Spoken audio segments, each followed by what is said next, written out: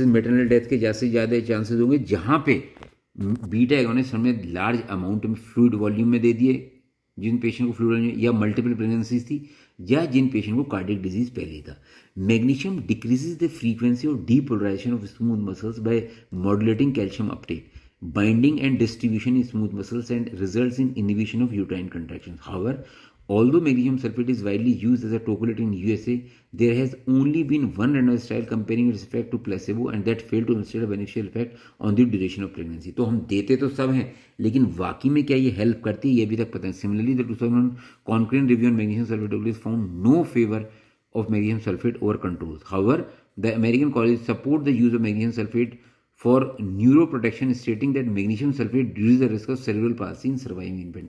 तो इसमें हेल्प करती है प्री टर्म में, ये तो पता नहीं, लेकिन हाँ बच्चों को सेरेब्रल पाल्सी के चांसेस इंप्रूव करती है, इसलिए मैग्नीशियम सल्फेट देने में कोई प्रॉब्लम नहीं है। और एक्लेम्सिया एक बीमारी होती है जिसमें बीपी ब्लड प्रेशर के साथ साथ पेशेंट को अल्टर्ड सेंसोरियम होता है, तब तो मैग्नीशियम सल्फेट का ट्रीटमेंट में भी रोल है। NSAID जो होती है, the first NSAID to be widely used in the management of PTL was indomethacin.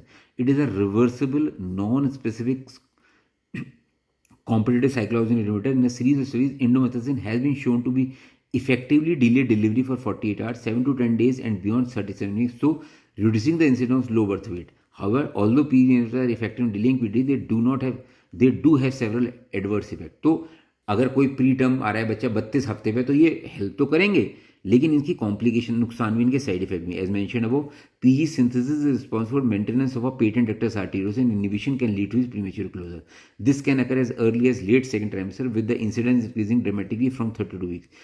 This may lead to persistent pulmonary hypertension in a fetal circulation of pneumonia. The effect is completely reversible with early identification and discontinuation of treatment. In addition, indomethacin use has been associated with an increased risk of necrotizing enterocolitis and neonatal renal dysfunction. तो indomethacin के 3 side effect आपको याद रखने हैं: premature closure of ductus venosus, necrotizing enterocolitis और neonatal renal dysfunction.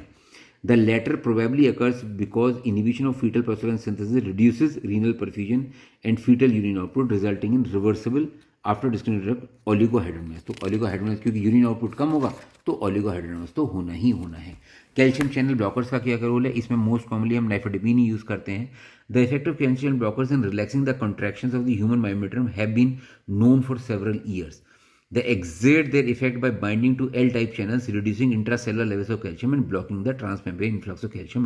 जब calcium नहीं जाएगा तो कॉन्ट्रैक्शन कहाँ से होगा? Comparing nifedipine with the